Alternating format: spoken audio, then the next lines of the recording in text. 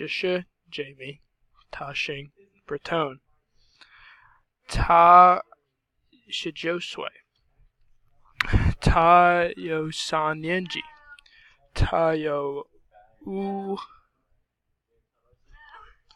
他的家有5个人，他有2个妹妹和1个爸爸和1个妈妈。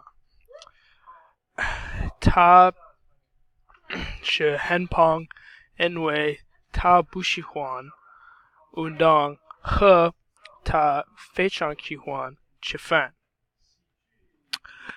他只有胖，他才不运动。他从小就一个医生，可是他不聪明。他不但是梅尔福尔的，而且是一个学生在 Sickles Elementary School。虽然他不喜欢运动，他非常喜欢打篮球和高尔夫球。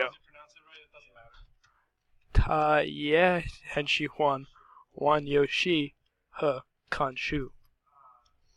他只有一个律师在他去律师的学校，可是他很不聪明。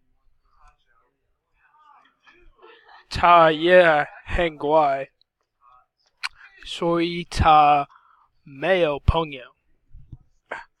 他没有一个工作，没有钱，可是他应该一起去饭店。